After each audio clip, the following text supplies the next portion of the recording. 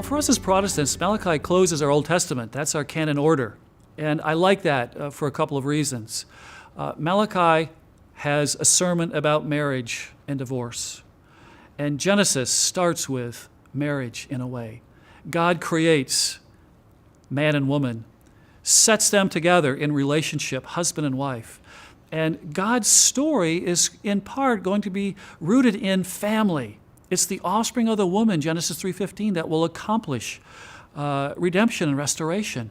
And so Malachi's sermon on marriage, I think, is significant as we end our Old Testament, at least in our Protestant canon. It takes us back to Genesis. It takes us back to the importance of family, of that relationship. And Malachi is the only prophet, or the only book really of the Old Testament that will identify marriage as a covenant.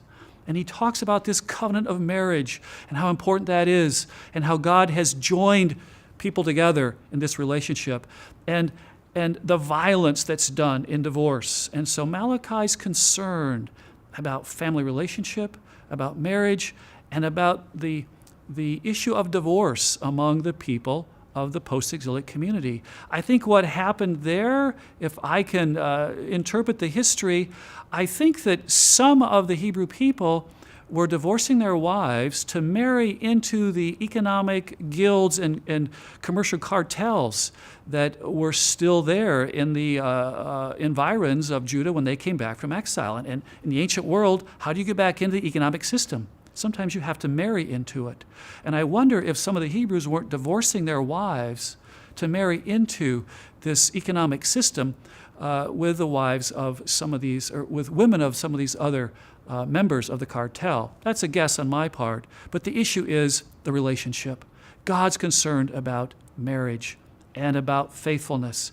And so Malachi just reminds us that part of God's story and part of his interest across Genesis to Malachi is the family and the importance of making sure that you work on that relationship, that you understand faithfulness in that covenant of marriage, and that divorce does violence to that.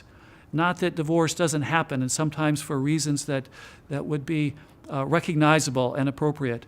And those questions are certainly difficult. But we want to affirm, I think, from Malachi that God is going to support and encourage faithfulness in marriage as a way to accomplish his purposes as he tells his story across Genesis to Malachi.